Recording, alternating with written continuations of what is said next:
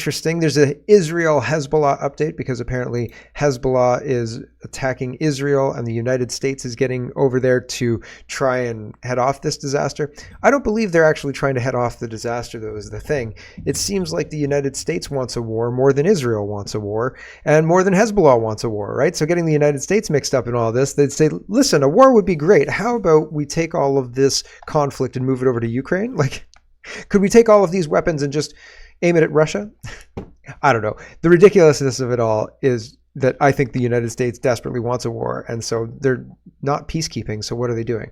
They're lining up their support for Israel and finding out exactly how much they need to spend on weapons, etc., etc. So I'll show you about that. ISIS terrorists got citizenship during Trudeau's tenure as prime minister after 2015. Obviously, that's Stephen Harper's fault. There's nobody else to blame, right? Obviously, Stephen Harper is the one that is responsible for that. And Jordan Peterson says all of our institutions are corrupt, every single one of them. And I tend to agree, although it's interesting how he's come to the conclusion. I just looked at it from the outside. He's been chewed up and spit out by the machine that is the institutions that are corrupt. So it's interesting to hear him talk about it. And he's going to go through the re-education of the demanded by his college.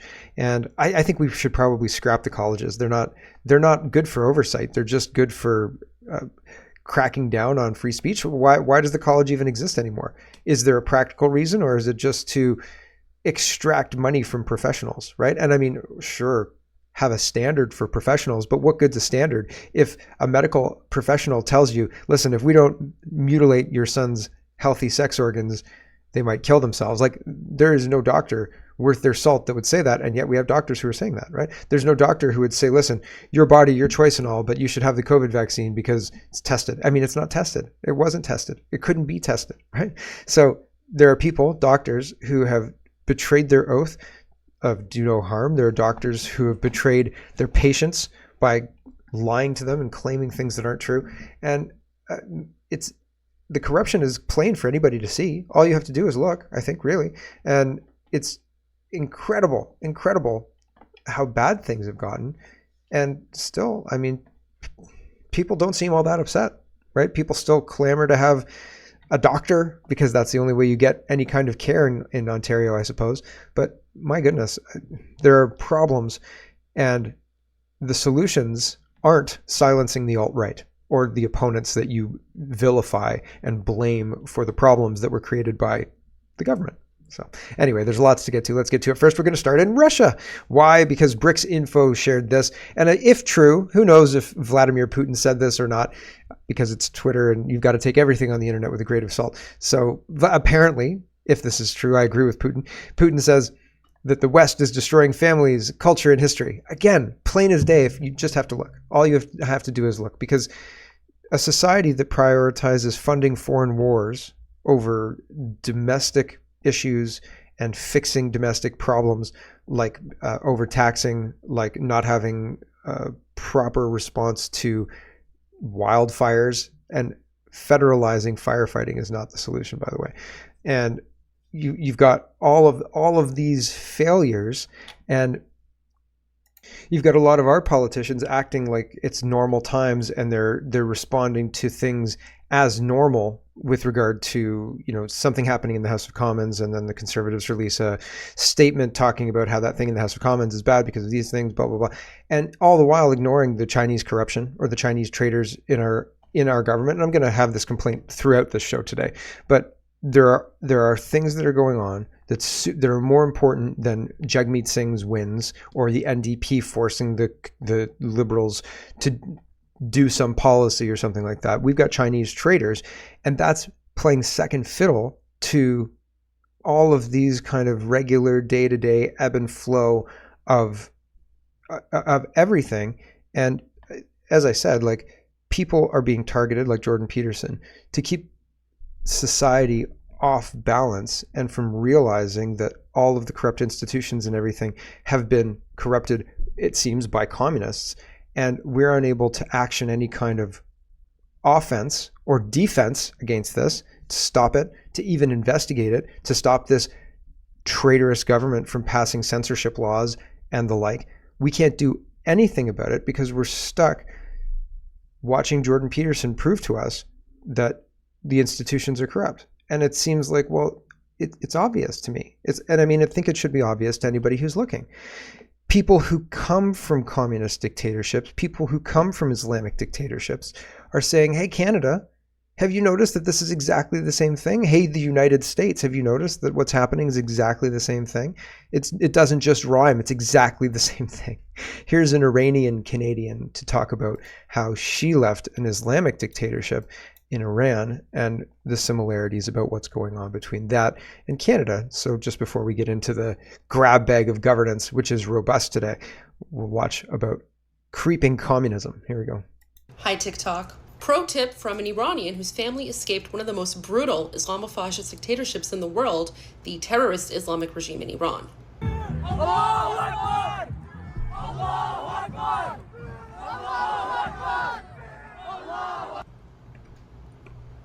If people in the West are burning the flag of the country that they're living in while chanting Allahu Akbar, that's not diversity, that's not multiculturalism, that's not tolerance, that's terrorism, that's radicalism. And if that's happening in your country, you need to call it out, because that's literally the reason my family escaped from the Islamic regime in Iran and came to Canada. And I don't want to see that nonsense in this country, because that's the behavior that ruined Iran. The more you know. Yeah, well, yes. So having that kind of groupthink, having that kind of terrorism running rampant ruins the country. And we're seeing that kind of terrorism run rampant right now with the pro-Palestinian protesters, but further with the Palestinian people. And if you go back, Black Lives Matter, the Pussy Hat people, the rail blockades, I fear that it's cover in order to destabilize the society, because you can't get a communist dictatorship from a capitalist society. You have to burn the capitalist society to the ground. People have to be in poverty. And then you say, I have the solution. We steal from those rich people over there, also known as communism. And then people say, yeah, I guess that sounds better than starving. And then they do that, right? Here are people from China talking about how the United States is already being subject to a lot of the same things that happened to people in China under communism. Here are people from China who suffered under communism, and they say it's happening in the United States. Wake up. Why Chinese Americans support Trump? All right. So the reason is the Democrat administration, Biden administration, lead this country towards socialism and eventually towards communist dictatorship. We came from China. We know this is the way. This is not like people here don't understand what is a communist is. We know communist is what communist is. That's why we support Trump. This is really interesting because I'm also Chinese American myself. So you haven't lived in China, I guess. I did. I grew up in China. Oh, I grew up in China till I was 17. I'm from Shanghai. But Shanghai. yeah, I don't want to talk about my opinions because I'm a journalist. So I just want to hear more about your opinions. You know, as immigrants, a lot of people might say that Trump is anti-immigrants, or Trump is not anti-immigrant. It's just against illegal immigrant. Right. It must be lawfully ordered. So there you go. Interesting stuff. He makes an important distinction. Trump's not anti-immigrant. Trump's against illegal immigration. He's against illegal immigration. He's okay with legal immigration, he says. In Civilization, I played Civilization. I like Civilization. I like Warcraft 2, where it was basically a tower defense game, but you get to build the tower where you have a peon and a warrior and a house, and then you have to build your empire, and then you play on a map with other people who are building their empire, and then you destroy each other, right? That's super fun. But Civilization was an evolution of that for me anyway. And Civilization is a little bit more complicated, and it's a little bit more difficult. And anyway, you can send emissaries in Civilization for your religion to other countries. And I mean, communism is almost a religion to a degree. It spreads like that. It's like Scientology, right? Culty kind of stuff. And so you can send your emissaries to destabilize city-states and competing other civilizations. You can turn a city to your city if they believe your ideology more than their ideology, right? And so China employs this strategy using legal immigration. And so while these guys are, sorry, this is a long way to go, civilization. These guys are saying, legal immigration is great. Maybe it is. Maybe it's really, really good and all that. But also maybe it's a vector for attack for an attack like that to, over a long period of time, 50 or 60 years, soft infiltrate, use your religion as cover, use, I heard somebody pointed out how many Chinese food places popped up all across the United States and Canada in like the 70s and 80s. Like, and do you find it interesting that they were everywhere, right? Like, who bankrolled that? It seemed to happen all at once. And I was like, oh, that's interesting. And I mean, I was too young then, so I don't know if that is exactly true, but somebody was implying that they were using that as cover to spy and to soft start introducing this. Fast forward to 2020, we have Confucius Institutes being supported by high-ranking government officials who then are appointed, Johnston, to investigate Chinese interference in the government, right? So, I mean, like, I don't know. Chinese food's real good, though. So we should probably ignore that. I'm kidding. But it is good. Chicken balls? Okay, Dahlia says, serious question. If you saw this man, let's talk about Canada a little bit more on the nose. If you saw this man, and the man is a man dressed in like military garb with green pants, cargo pants, a black shirt, a smoke bomb vest, and a checkered face covering that looks like a scarf and it's all wrapped up all around his face. He looks like a G.I. Joe mercenary guy. He's not holding a weapon. He's holding a phone, but he looks very threatening. I would say threatening. If he was walking down in the street in my neighborhood, I would think to myself, that's weird. That's very strange. Anyway, serious question. If you saw this man masked with a smoke bomb vest standing on a building in your nation's capital, would you assume he's about to commit a terror act? Because this is Canada's capital. So this is in Ottawa. So he's just walking around. He's just doing, it's just his COVID mask, man. Everything's fine. COVID mask. Sure. Christia Freeland, this is rich. I just thought this was very interesting. Justin Trudeau says conservatives won't invest in Canadian industries. They don't think we can build big things here. Well, we believe in Canadian workers, and so do companies like Goodyear, Honda, and General Motors. Goodyear was the big announcement that Trudeau and Doug Ford were making yesterday or something to that effect. Goodyear is a new account on the Canadian government teat. And Christia Freeland says confident countries invest in themselves. Now, like, one of the problems is if you go to Windsor and you're like, listen, I want to build a big plant and I'm going to need 10 megawatts of power. Windsor's going to tell you, sorry, man, we don't have 10 megawatts of power. We can't do that. We can't build that here. Like, we don't have the capacity. We don't have the excess power, and we can't build it because we can't build anything like that. And because it'll take 10 years to build because of the permitting and the land research and all the rest that needs to go into that in order to build something to supply a plant, manufacturing or otherwise, with power. Not possible. Guelph lost a glass plant because of similar bureaucracy. People were upset with the amount of water the glass plant was going to use, and people didn't want that. And so regardless, there was NIMBYism and all sorts of other stuff. But these things prevent manufacturing from going forward and make actually building something in Canada arduous compared to somewhere else, right? And even like Ontario specifically, Canada more broadly, but Ontario specifically, it's very difficult to get anything built because of the process takes 5 to 10 years.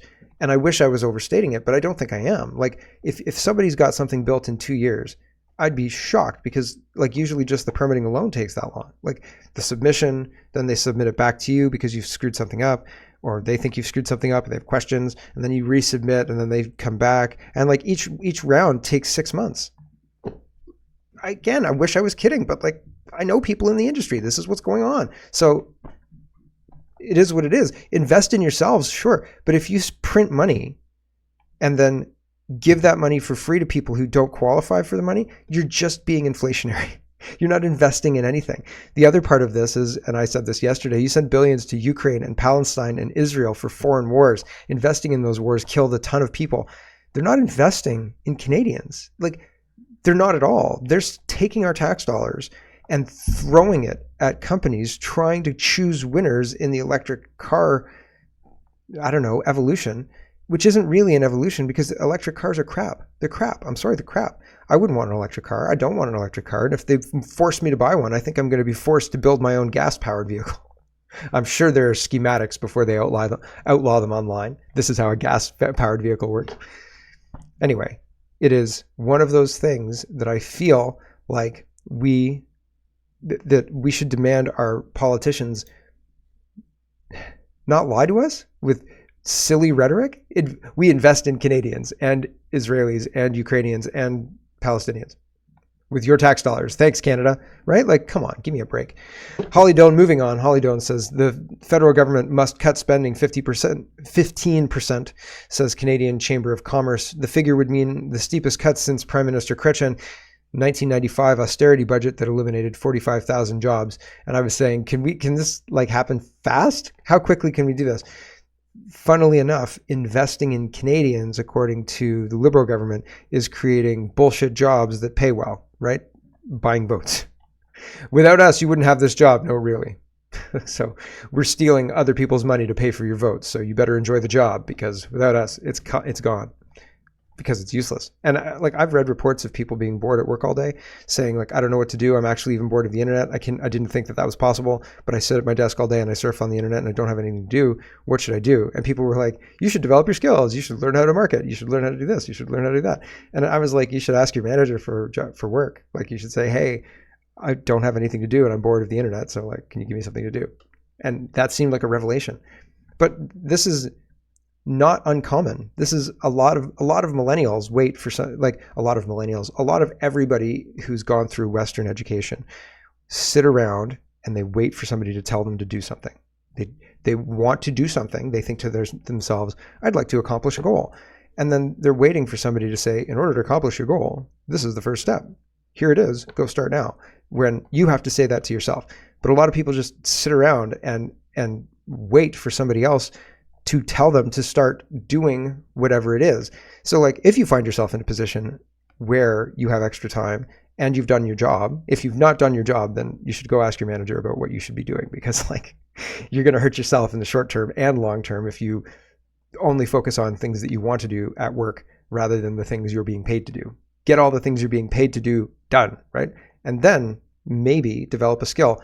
And usually like the skill you develop can help your employer, but you have the skill. You have it. So it helps you and your employer, right? And then when you leave, your employer's like, holy cow, I didn't know they did that too. Holy cow, you're way more valuable than we thought, right? So like you develop a skill and then you apply that to your current job and then you're worth more money, right? Like you invest in yourself and things stack. But people will think to themselves, I should do that. And then they won't ever do it because nobody's told them what to do. And like the thing is you have to inhabit both roles, right? The teacher and the student. So like as the teacher, you say, well, I'm going to investigate the steps of things to do to learn this thing. And then I'm going to do the first one and then do the second one after I'm proficient at the first one. And people don't do it. It's so weird. It's such a weird thing. I watch it all the time. I have people who have ideas and people who want to like accomplish things. And then they sit around and I'm like, why? What are you doing, man? Why? Why are you sitting around? Okay. I digress. Leo Husakis says the Trudeau government has for 9 years shown no interest in standing up against totalitarian regimes. Trudeau and his gang have an admiration for government overreach and limiting people's freedoms. Like, I agree with some of that. The weird part about this is I don't want Venezuela to have an undue influence on what happens in Canada. I don't want any other country to have an undue influence on what happens in Canada. So I think that it's really weird that the Conservatives and Anita, what is her name? Poilievre's wife, is saying like, we have to condemn Maduro and go for this Guaido guy. It's not Guaido anymore, but it's the new Guaido. And I think it's weird. Like we're told like Russia colluded to get Trump in, and that's bad. And there's all this foreign interference in Canadian elections and Chinese interference in Canadian elections and Chinese traders in Canadian government. And that's a big nothing burger. We're not allowed to even really talk about it because, I mean, we've known since 2023 and nobody's done a damn thing about it. We've had a couple of commissions by people who, opened Confucius schools at the University of Waterloo. But like, it's not something that's actually been disseminated, talked about, or anything like that. And now Canada's engaging in exactly the same thing against Venezuela. And so that's okay. We're allowed to do that, but the other ones aren't allowed to do that against us. I mean, I guess they are because they've done it, right? But like this kind of stuff is really, really strange. Double standards, and people trot this out as if obviously Canadians want us to do this. So Anita Polyev, I'm sorry, I'm getting her name terribly wrong, says, another weak statement from the Liberal government. Venezuelans and the Latin community know that the only conservatives stand up to tyranny without reservations. And Emmanuel says, Trudeau sticks to the collaborationist position of Lula, Lopez Obrador, and Petro without recognizing Gonzalez and asking those who already stole the election to speak out. Only Canada's conservative opposition has called for Gonzalez's recognition. Let the world know. Why? Why are we the ones responsible? And why is the conservative government the ones responsible to stand up for Venezuela? And it doesn't seem to be in step with our values historically, right? We don't like people interfering in our elections. Why are we interfering in Venezuelan elections? It seems weird. And they're saying, yes, conservatives stand up against this tyranny. How do they know? How do they know they're right? Right? Like, what paper did you read that convinced you that this was 100% above board and nobody's lying to you? Why are you so confident? I don't understand. So I've got concerns. And it seems like the longer this campaign goes on, the more the conservatives morph into uniparty blob, right? So they're gonna say, how dare Russia interfere in our elections, but we're gonna interfere in Venezuela's elections. We need to stifle free speech, although Polyev, to be fair to him, has said very clearly a couple of times that he's going to not stifle free speech in Canada and restore free speech in Canada. So remains to be seen. We'll see if that's true. And so Table Salt says, Pierre Polyev wants to tax you big when you buy dozens of items from China. Here he is. And that is why common sense conservatives are calling for the introduction of a 100% tariff on made-in-China EVs entering Canada. 2, a 50% tariff on semiconductors and solar cells. 3, a 25% tariff on steel and aluminum, graphite, and other critical minerals, EV batteries, battery parts, permanent magnets, and ship-to-shore cranes. And 4, the cancellation of taxpayer-funded rebates for Chinese-made vehicles. A common-sense conservative government will also repeal C-69, the anti-resource law. And that is why... So this is in follow-up to the steel tariffs that are being introduced by the United States, and Polyev called on Trudeau the other day to introduce steel tariffs to counter the United States, or to align Canada with the United States so we don't get flooded with Chinese steel that was headed for the United States and now can come to Canada. And he thinks it'll impact jobs, and he's probably right. And he's also going after cheap Chinese electronic vehicles with 100% tariffs on EV batteries and 100% tariffs on EVs, or 25% tariffs on EV batteries, and 100% tariff on EVs directly. So there's a whole bunch of interesting movements. I think this will not change a lot of people's opinion one way or the other on Polyev. If you thought that you're going to vote for him, then this doesn't change that. And if you thought that you're not going to vote for him, again, this doesn't change that. So it's not a nothing burger thing. People, I think, who like him might like him more for this because he's aligning trade with the United States, which has been a traditional position of Canada. So, but then other people may not care, may not understand the impact, et cetera, et cetera. So it's one of those things. It's a little wonky. But there you go, it's happening. Melissa Lantzman says she's the deputy leader of the Conservative Party. She says, well, I think we've solved the mystery. How much? So Verini's press secretary, Chantal Oberton, replied no comment when asked if Detani was paid during his leave or received a compensation package after resigning. So the Human Rights Commissioner resigns before starting the role. Was he paid? No comment. No comment. So yeah, I mean, very interesting. The no comment speaks volumes, though, right? You can fill it in pretty easily. True North is reporting this is remarkable and remarkably bad for a province that for many decades prided itself on fiscal responsibility. So it doesn't take long to destroy the finances of a province, as illustrated by British Columbia. Now, I didn't even know that British Columbia was this fiscally responsible. Good job, BC. You guys were doing great. And then you elected some communists and they destroyed it in 2 or 3 terms really fast. Last month, says True North, the Canadian Taxpayers Federation took its debt clock on tour of British Columbia to draw attention to the province's mounting debt. The debt is currently $112 billion and rising by $53 million per week, faster than any other provincial government. That's $20,000 for every British Columbian. The NDP-run province's credit rating is plummeting, according to outside experts, driving up the interest rate it pays on new debt. It's spending $4 billion a year on interest and will soon pay more. This is remarkable and remarkably bad for a province that for many decades prided itself on fiscal responsibility. Mid-20th century social credit governments ran balanced budgets for 20 consecutive years. Gordon Campbell's Liberal government then outlawed operating deficits in 2001 and made cabinet members personally accountable for the results, going on to all but eliminate the province's operating debt. True, the capital debt and debt of crown corporations were allowed to increase, rising direct government debt to $43.3 billion and total government debt to $69.8 billion. At the end of the Campbell era, high but still quite manageable for a nearly $400 billion per year economy. When the NDP gained office in 2017 under John Horgan, the new government initially did not deviate greatly from Liberal practice. Horgan's first 2 budgets continued to promise balanced operating budgets and minimal increases in total government debt. All of that changed with the COVID-19 pandemic in 2020. Revenues plunged while expenditures zoomed. As BC emerged from the pandemic, the economy improved and government revenues increased, but spending increased even faster. The 2023-24 budget projected an operating deficit of $4.2 billion and total government debt rising to $107.9 billion. When Dave Eby replaced John Horgan as Premier and NDP leader in late 2022, things changed even more. The 2024-25 budget announced in February called for an operating deficit of $7.9 billion and an increase in the province's total debt to $123.3 billion. It forecasts similar deficits the next 2 years, bringing total debt to $165 billion by the end of 2027 fiscal year.